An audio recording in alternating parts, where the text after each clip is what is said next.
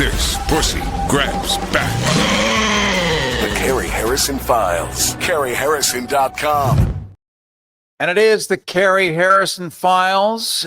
Make sure you catch us right now in the live stream. So whenever you arrive, all you have to do is switch over to your mobile phone and continue watching. Just Google Cary Harrison YouTube or Cary Harrison Substack. And that's, of course, where our newsletter is, where you're going to get clips, transcripts of everything that you're going to hear, including in just a second from Greg Mello. So I would ask you, if you've ever woken up and stretched and realized the nation's steering wheel is now in the hands of a man that we'll politely call His Imperial Kumquat, or HIQ. A hick. I guess that's how you would pronounce it. And all this is only to discover that he's steering with his elbows while juggling nuclear policy with the enthusiasm of a drunk circus clown. Now, you've woken up and seen this, right? And you're already ahead of the curve. Because Washington, D.C., and our leadership, the Dowager Empress of the Ballroom. Oh, I like that. D-E-B, Deb. That's a real Deb party for you. That she has once again graced us with a spectacle so grand, so operatic, so deeply stupid that it makes the Roman Senate look like a Montessori school. We're now living in a country where nuclear testing is tossed around with the same seriousness as a TikTok dance challenge, except this time the challenge is not to see who can get more likes, but who can vaporize fewer cities. The punchline? We're told not to worry because apparently nobody actually asked for nuclear explosions. No. His Imperial Kumquat simply suggested we should test things on an equal basis with Russia and China, like it's a bake-off. Like he wants to make sure our mushroom clouds rise at the same elegant angle as theirs. So those boring, sober people known as scientists, the ones who prefer math over swagger, they keep reminding us that actual nuclear explosive testing is obsolete. It's not just unnecessary, but the policy equivalent of duct taping a lit match to a can of hairspray and calling it innovation. But you see, the bureaucratic pyromaniacs in Washington have already burnt through treaties like they were old parking tickets. The anti-ballistic missile treaty, torn up.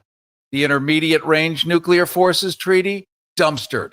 Non-proliferation obligations, misplaced somewhere under the national couch with you-know-who on it. So let's jump to the executive director of the Los Alamos Study Group. He's taught science, commanded hazardous material incidents. He's led environmental crackdowns. He's lectured at Princeton and probably forgotten more about radioactive stupidity than Washington, D.C. has ever known. He's watched Washington set its own eyebrows on fire so many times that at this point, he's just checking to see if they'll finally commit to roasting the whole head. You know him. You probably read him. And today we rely on him. Greg Mello, I want to welcome you to the Cary Harrison Files. Thank you so much, Cary. Good to be here. So when Washington, D.C. starts flirting with nuclear parity, as opposed to parity, do you hear strategy or the sound of a government trying to impress itself? Oh, the latter. They're frightened because Russia and China are not bending the knee the way Trump would like. And so what to do? We got to make some kind of swagger statement, bluster a little, maybe elbow the Overton window a little bit wider, and perhaps increase the negotiation leverage a little.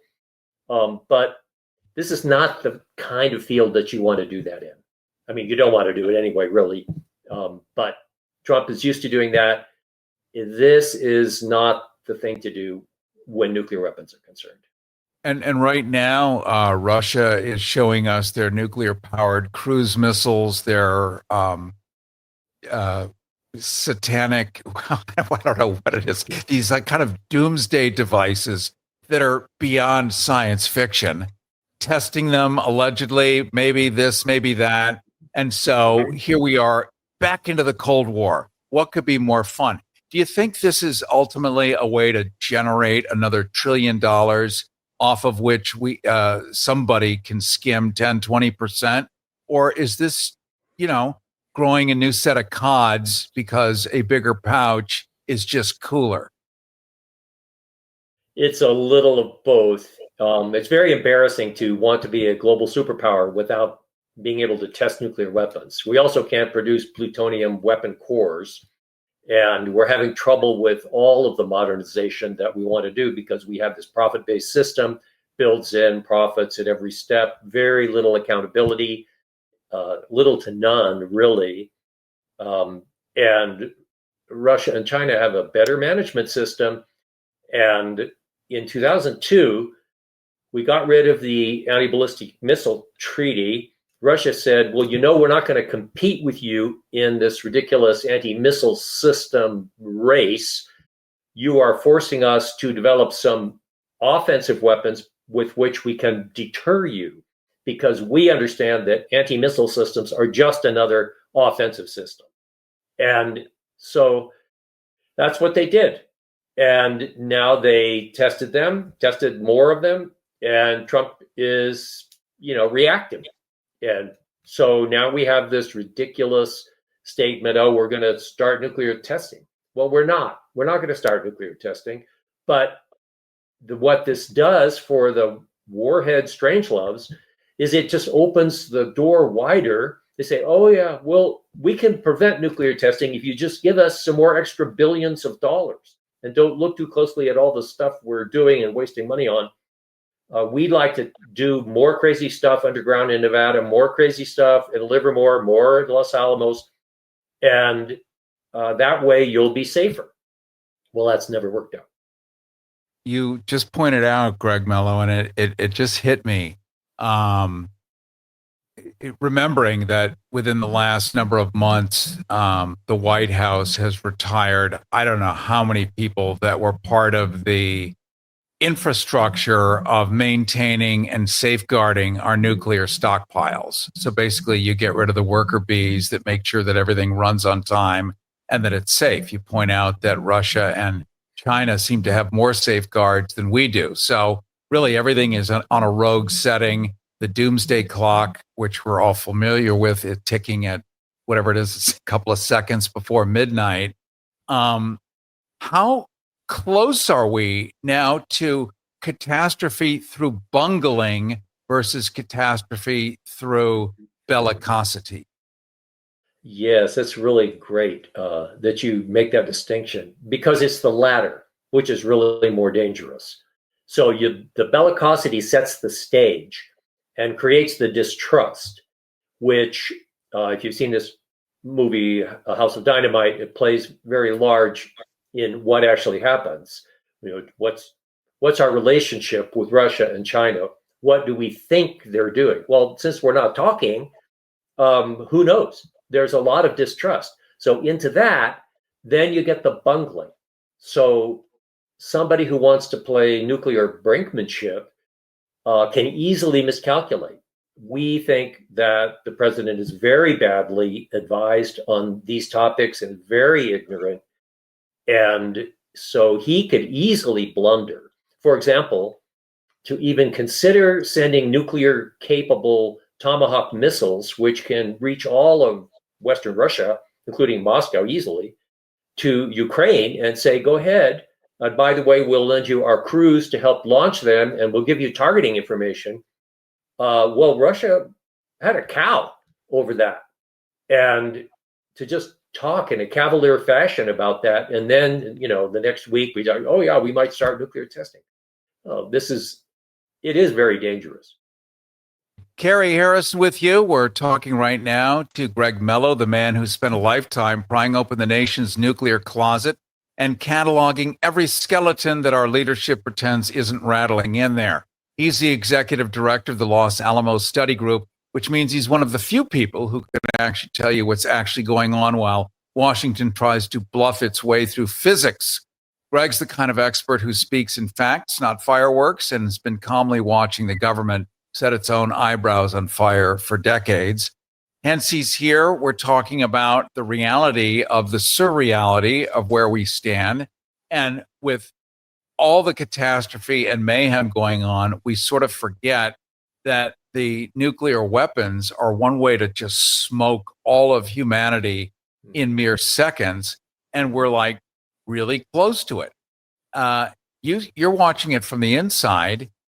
Do you think we should be more concerned than ever, or is this just more drama on TV? We should be very concerned. The drama is part of the problem. So things need to be calm, rational. Lots of communication channels need to be opened up. People don't realize that the nuclear weapons establishment, both the military part and the Department of Energy part, really is a kind of almost a separate state. It operates by its own rules. It has special appropriations which can't be clawed back. So, while government is shut down, Los Alamos Lab and Livermore Lab just carry on like usual. There was nobody laid off, the production plants kept humming. So, the shutdown doesn't affect them. So here we are right now with treaty withdrawals. People that were going to go to the climate conferences abroad have all been forbidden to do so. We're told that medicines, vaccines, it doesn't really matter, that basically gravity doesn't exist, black is white. It's an Orwellian orgasm. It's Huxley's greatest moment here. And we're living it as though it's the truth, with the unfortunate specter of mind reading our, stated enemies, the Chinese, the Russians. Since we're not communicating with them, because why would we do that? And who would actually do that? We have to guess what their intent is. And absent any information, we will simply fill in the vacuum of what we think they're thinking, because we don't know. But we have to have an answer. Therefore, some advisor, maybe it's Stephen, I don't know who it is, will just declare what it is. It reminds me in the 1980s, Rumsfeld said that the Russians had some kind of special invisible nuclear submarine with a cloaking device like Star Trek. And we knew it was real because we couldn't see it. Right? Have you written a book? A mystery, a romance novel, children's, or even a cookbook? Whatever book you just finished writing, you think it's pretty good, right? And your family and friends like it too. But what's next? You want to share your book with everyone, but lots of authors never get published. They get turned down by big business publishing houses in high-rise towers. So where do you go? Newman Springs Publishing is America's premier independent publishing house. We help publish your book and get it into bookstores everywhere. But we do more than that. We review your book first, then help you copyright, edit, and illustrate it. Because you're an author, not an artist. We also help you print, distribute, and sell your book to bookstores and major online book e-tailers. Call or scan for your free writer's guide. Call 855-378-5198.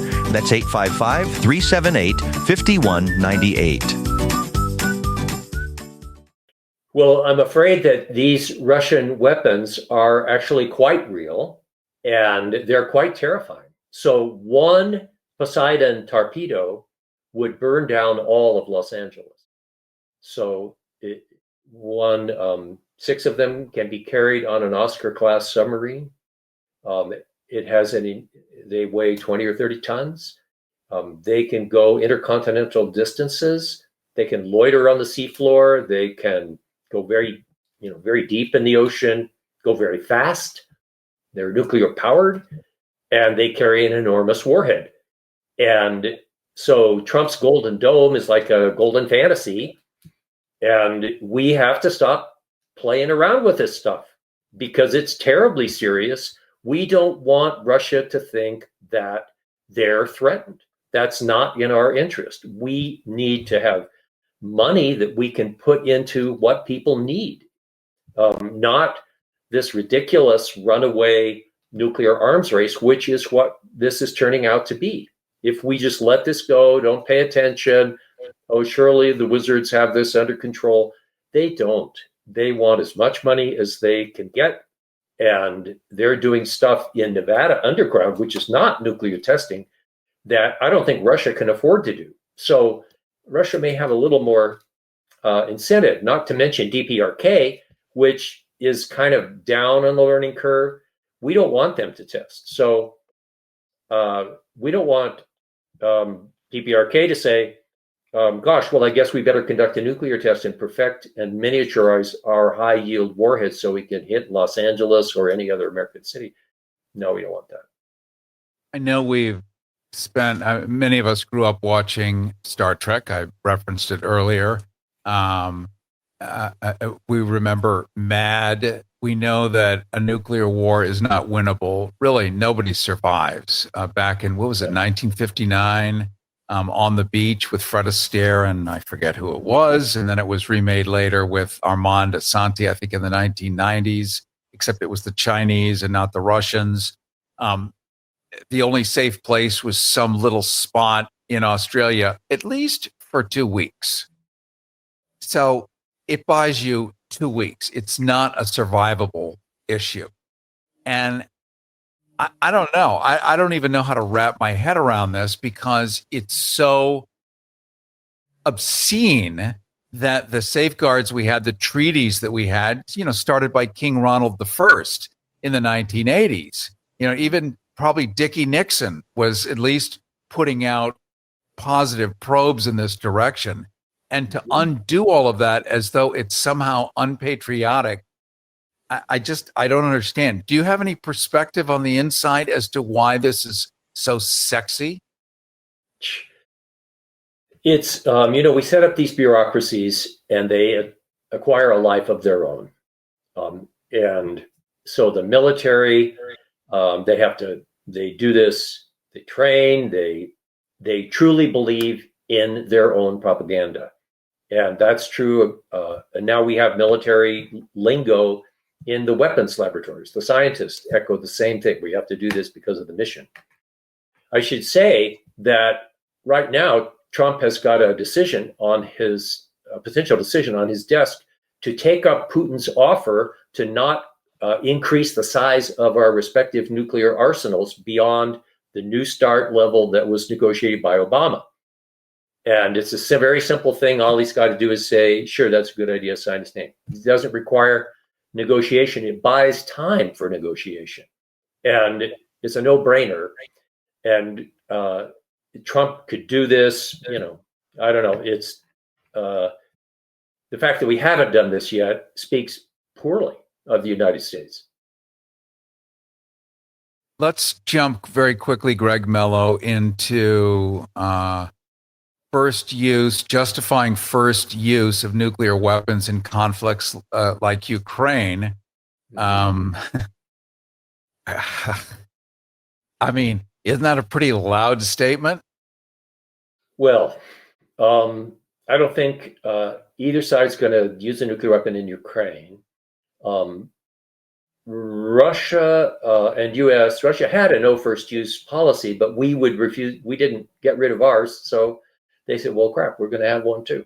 China, I think, still does have a no first use policy, and the problem for Russia is that they don't have two giant oceans, and so if there's missiles, say in Ukraine or in Poland, and they're fast, they threaten Moscow in 5 minutes or so. This is what set Europe on fire, put millions of people in the streets in the 1980s. People realized that it's not a good idea to threaten someone to the point where they are on a hair trigger all the time, and they're going to attack you because of a flock of birds or a weather rocket or something like that. We need to just as Russia says, we need to work on mutual security and stop trying to be the big dog around the world. And whether it's Venezuela or whether it's in Eastern Europe, whether in Central Asia, we need a new way of thinking that is we need to ask Trump to make America great again, not make the American empire great again. I appreciate your coming on today, Greg Mello. How do we follow you? Where do we see the work that you're doing? At LASG for LosAlamosStudyGroup.com. There's two websites, one simple, one's detailed. And that'd be the best place to get started. I really appreciate your hard work, especially during unpopular times when paying attention. Well, let's just say some people have an allergy to that, but not us. The millions of people watching you right now are very grateful. The more we know, the more opportunity we have to avoid catastrophe and mayhem. And hey, some people might get out and do something. Exactly. And that would help you. It's really important. Just, we can't just think it here. We have to do stuff. So call congressmen, call senators, tell them to tell Trump, don't increase the arsenal. Not just don't test, work on nuclear disarmament and non-proliferation. Because the message of don't test turns into let's give the weapons laboratories more money. And they'll say, great, we'll work on new weapons. Well, thank you so much. What a great way to end. We've been talking to Greg Mello, the man who spent a lifetime prying open the nation's nuclear closet and cataloging every skeleton. He is the executive director of the Los Alamos Study Group, which means one of the few people who tells you exactly what's going on while the folks above are bluffing their way through physics. So when in doubt, get on out, pick up the phone, send an email, whatever you think you need to do to try to equalize the madness that's going on around us. Cary Harrison with you. This is the Cary Harrison Files. I'm going to end the next couple of minutes just letting you know a little bit about technology.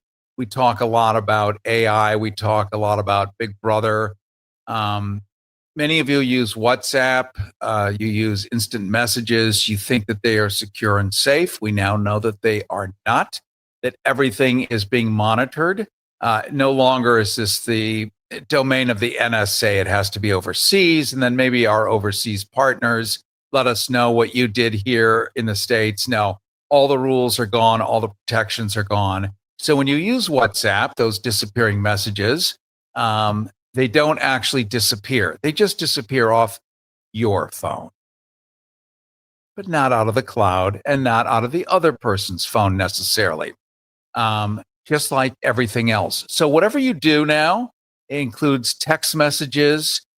And we did shows, a year ago about some celebrities that had deep fake teenagers sending AI generated genitalia pictures, causing a lot of problems across different state borders. All of that is obsolete now. Everything is being monitored. Everything you say, everything you do is being watched and recorded. So just be mindful of what you do. Be mindful that if you watch, shall we say, content on the internet that maybe your grandmother wouldn't love that you are watching, use a VPN, a virtual private network, so that you're not sitting where you're sitting watching it, because that becomes a permanent fingerprint of activity. And while it may be okay today, 3 weeks from now, it may be not okay. And then you have to answer for what you did, not what you are going to do. And that becomes another complication. And we'll do a whole show on that, how to, I mean, there aren't even words for this stuff, but get the newsletter. I put a lot of this kind of stuff in there, a lot of this material, break it down so it's easier to understand and more doable to navigate, including these life hacks so that you know what's going on around you and you can make the most informed decisions. So make sure you get the newsletter at CaryHarrison.com, and there we're also going to supply a transcript of today's entire broadcast and other stuff that we just can't do on the radio. And I totally look forward to seeing you next week. But first, let me bend the knee and thank Renee Yawarski, who is the most awesome goddess, a brilliant genius of a mind. She is our director here and makes the video streaming absolutely possible and Technicolor with delicious audio. I also want to thank Will in the control room of KPFK, and thank you, most importantly, who hangs out with me week after week. And we do this together. Strength in numbers, right? And I've got your back, you've got my back, and that gives me comfort through the week. So I appreciate everything, and I look forward to seeing you next week. Listen, well, it's still legal. The Cary Harrison Files. CaryHarrison.com. If you're living with diabetes and using insulin, you know the pain of pricking your fingers over and over again. Ouch! Well, by wearing a small remote device called a continuous glucose monitor, or CGM, call now and get free shipping of your new CGM, plus we'll bill your insurance for you. 877-282-8102. That's 877-282-8102. 877-282-8102. 877-282-8102. Everybody wants cheap airfare, but where do you find it? Well, you call low-cost airlines because they specialize in cheap flights, in discount hotel rooms, in cheap car rentals, and with the best price guarantee. Often 75% off. 901-235-1795. 901-235-1795. 901-235-1795. 901-235-1795.